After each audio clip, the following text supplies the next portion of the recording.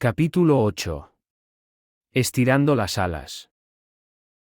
Una nueva guerra se cernió sobre los paisajes de un mundo desconocido. Una guerra de piel verde contra piel verde. De orco contra orco.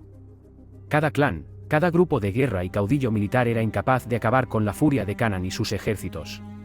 Miles morían por el fragor de la batalla cada segundo, pero miles más se unían a sus filas tras cada victoria. Eran una fuerza imparable, una marea verde que arrasaba y conquistaba todo a su paso. Un mundo primitivo con solo pieles verdes viviendo en él. Un mundo perfecto para reunir un ejército. El grupo se convirtió en un ejército. El ejército en una legión. La legión en una armada. Y la armada en una horda. Millones de pieles verdes, sin importar la fuerza o capacidades de cada individuo, se unían cada día a las filas de Canaan. Aquellos que nacían entre la tierra y el lodo encontraban sorprendidos una ayuda que nunca antes se había visto. Cada orco, Grenchins o Snotlin, por muy pequeño que fuese, recibía una mano aliada tras romper su capullo, y de inmediato sabían que el destino les había sonreído. Aquellos que abandonaban la placenta que los mantenían con vida podían escuchar de primera mano, de boca de los más viejos, las historias del líder orco que regía sobre todos en ese gran planeta. Nacían sabiendo que les esperaría un gran futuro lleno de combates, o una muerte digna en el campo de batalla, y no tontas riñas entre clanes orcos. En 5 años, Canaan puso bajo su dominio a cada orco del planeta que nombró Heim. Hogar en un antiguo idioma terrano. Pero solo era una palabra. Pues su verdadero objetivo estaba más allá de la atmósfera de dicho planeta.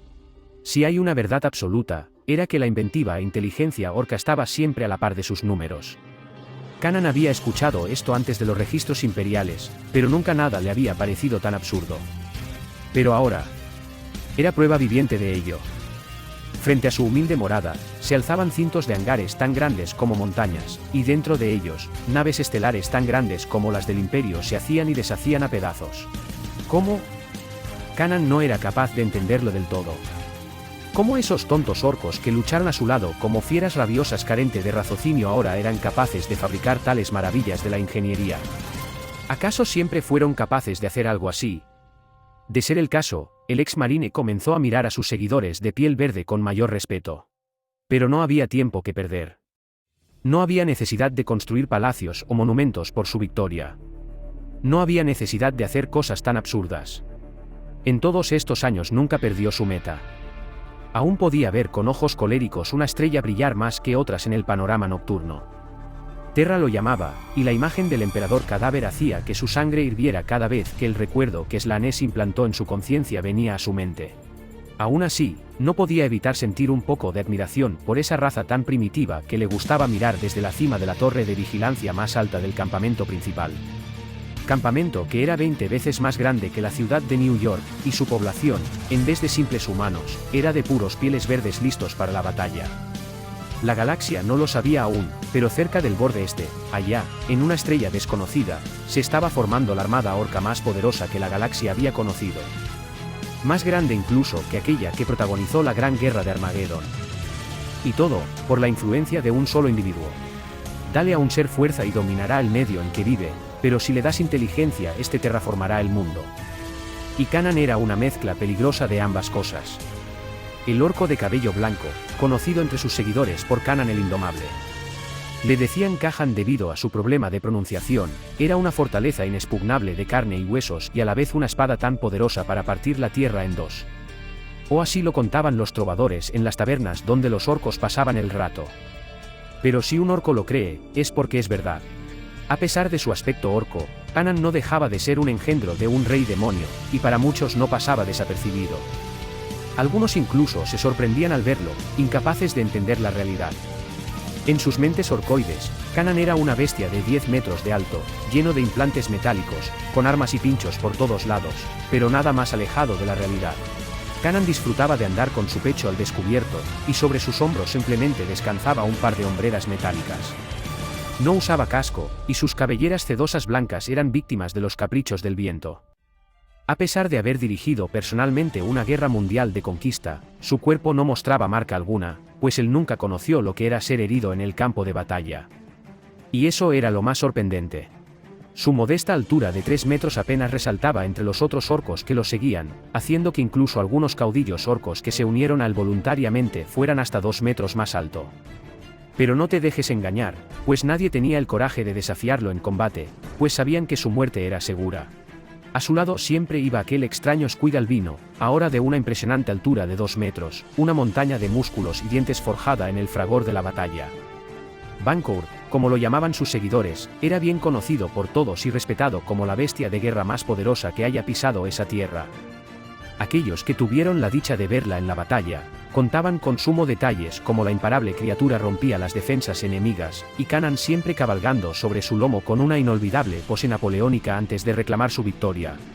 Y a su espalda siempre iban 2 orcos que todos conocían muy bien, pues no por nada les apodaban las manos del caudillo. 2 orcos que lucharon a su lado desde el primer día, y habían vivido cada batalla y sobrevivido para contarlo. Curnet, como él mismo se apodó, solía ser aquel guardia debilucho que Kanan derrotó con solo la mirada la primera vez que se encontraron. Pero ahora era un imponente orco de 4 metros y medio de alto, dejando algo pequeño a su señor, pero su lealtad hacia él era absoluta. Curnet destacaba por muchas cosas, entre ellas, su impresionante brazo derecho metálico, el cual perdió en el fragor de una gran batalla y tuvo que ser reemplazado por el metal y circuitos mecánicos.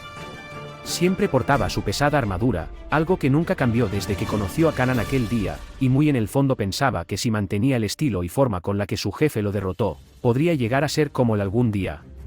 Un pensamiento algo simple y carente de sentido, pero en su mente era lo más lógico del mundo.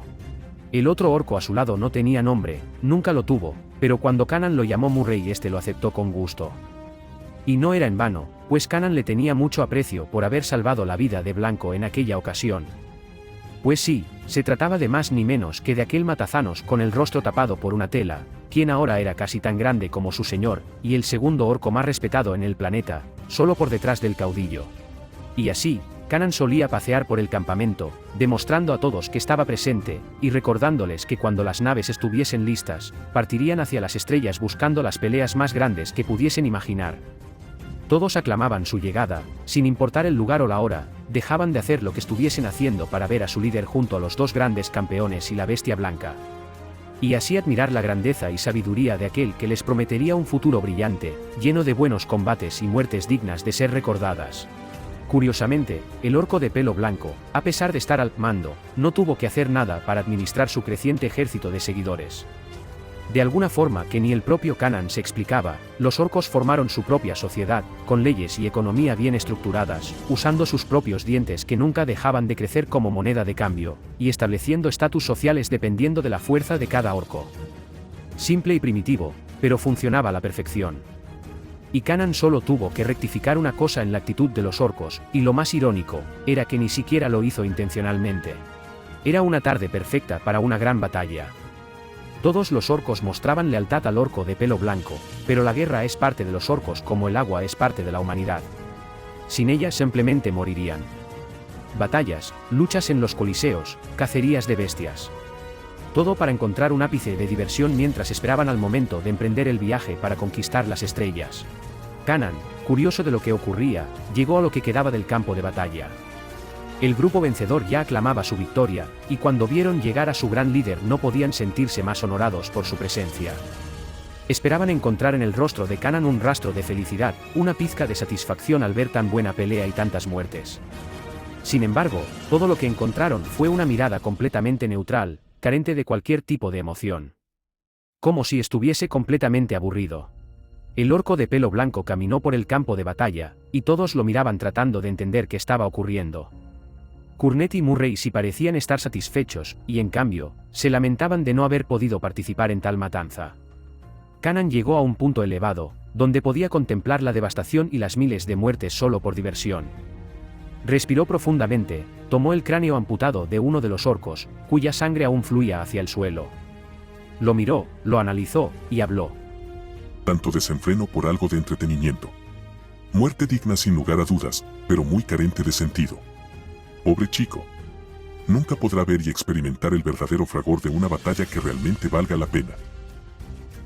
Tras decir esto, Kanan simplemente dejó caer el cráneo sobre la tierra arrasada por la batalla y se retiró a su campamento acompañado por Blanco, incapaz de saber las consecuencias que sus palabras habían dejado a sus espaldas. No solo Curnett y Murray, sino todos los orcos que tuvieron la dicha de escuchar sus palabras quedaron atónitos. Una batalla que realmente valga la pena. ¿Cómo? Mirases donde mirases, podías ver kilómetros y kilómetros de devastación y muerte. ¿Cómo era que en la mente de Kanan esto no era una batalla que valiese la pena? La mente orcoide no pudo entender esto de inmediato. Pero cuando lo hicieron, fue como descubrir una de las verdades más ciertas de su existencia. Luchar, ganar y vivir para luchar otro día.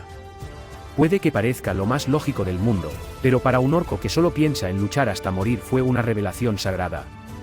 Como un mensaje de los propios Gorko y Morko. Sus palabras pasaron de boca en boca, y no había orco en el planeta que tales palabras no destruyeran sus instintos más primitivos. Vivir. Tenían que vivir. Tenían que vivir a como diese lugar para poder llegar a la batalla definitiva que el orco de cabello blanco prometía. Tenían que vivir. Unas solas palabras bastaron para detener las guerras sin sentidos, las matanzas en los coliseos y las muertes absurdas.